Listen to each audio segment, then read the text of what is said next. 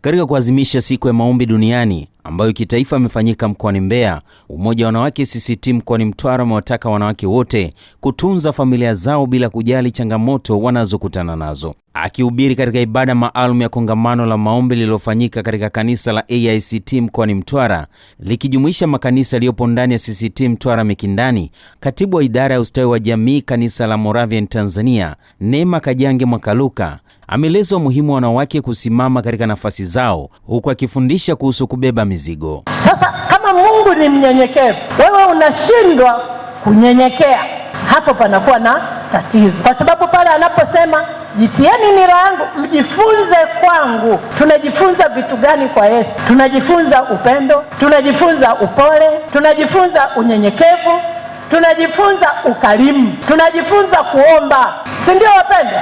Ukishajifunza sasa, hapo unaanza kutwikwa ile mizigo myepesi. Tunaita siku ya maombezi, na kuna wamama wanaitwa waombolezaji, na kuna wengine wanaitwa prayer warriors, wale waombaji, maaskari waombaji.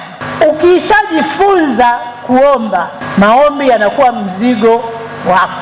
Huwezi kuomba bila mzigo, si ndio wapendwa? Kwa hiyo unapotua ya kwako, Yesu anaingiza roho ya maombi ndani yako. Mzigo wake ule mwepesi ni maombi. Kuna mwingine asipoomba anasikia moto unawaka ndani yake. Sikuombea hili, sikuomba leo, sikuombea ibada, sikuombea kwaya, sikuombea wakina mama, sikuombea kusanyiko la kanisa. Anasikia kuwaka moto ndani yake kwa sababu ametwikwa mzigo ulio mwepesi wa maombi.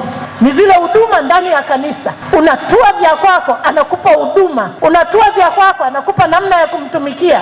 Unatua vya kwako, anakupa namna ya kwenda mbele za watu wengine.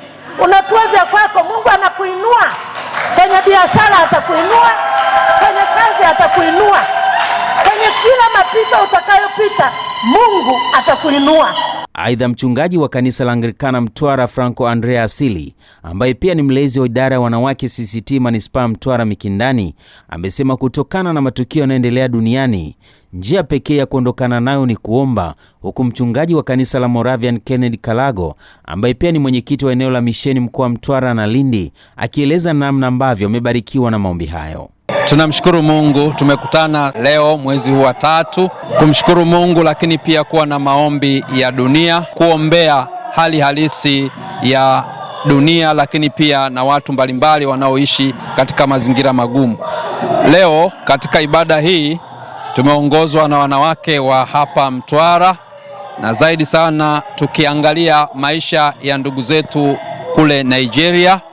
Tumesikia katika simulizi mbalimbali namna watu mbalimbali walivyokata tamaa, lakini walivyotiwa moyo na neno la Mungu kwamba yeye Mungu ndiye anayepaswa kutwikwa mizigo yote. Tumebarikiwa sana, na zaidi sana tunaendelea kuombea taifa letu la Tanzania liendelee kuwa na amani na utulivu, ili hata tunapofanya shughuli zetu mbalimbali za kiuchumi, za kijamii ziweze kufanikiwa.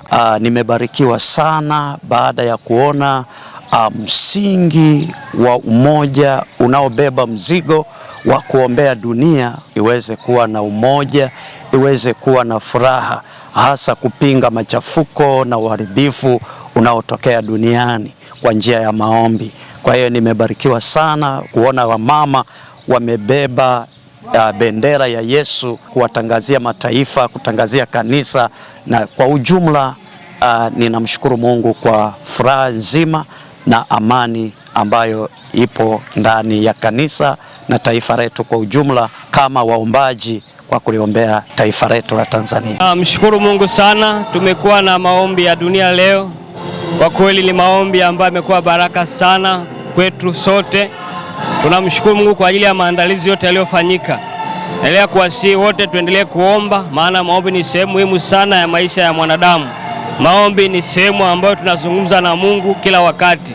Mungu atubariki na atuwezeshe wakati wote kumtafuta kwa bidii kwa njia ya maombi.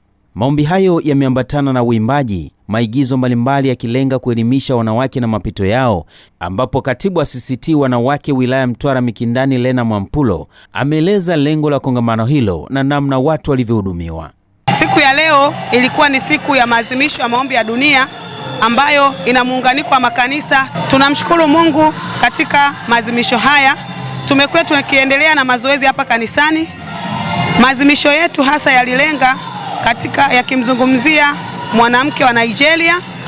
Neno kuu lilikuwa linatoka kwenye kitabu cha Methali sura ya 11 mstari wa 18 mpaka ule wa 23. Lengo la kufanya haya maombi, kwanza tunaungana na wanawake wenzetu kule Nigeria. Hivyo natoa mwito kwa wanawake wenzangu dunia nzima kwamba Mungu anaweza.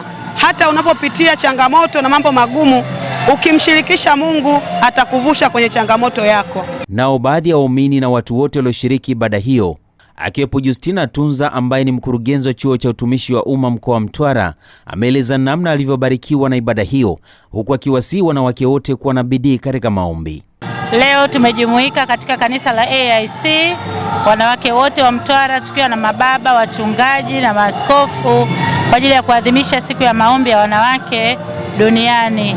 Kimtwara tumefurahia, tumelishwa neno zuri kutoka kwa mama yetu ambaye alijiandaa kutulisha leo kwamba tubebeane mizigo, lakini katika kubeba mizigo tukumbuke kutokuchukua mizigo yote, lakini tujifunze kuachilia.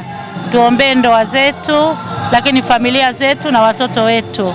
Tumepata bahati pia ya kuiombea taifa letu sisi Tanzania, lakini tumeiombea dunia nzima. Tumeombea wenzetu ambao wanapita katika majaribu ya mapigano. Nikiripoti kutoka mkoani Mtwara, na hapa ni kanisa la AICT, mimi ni Christian Ngao wa Upendo TV.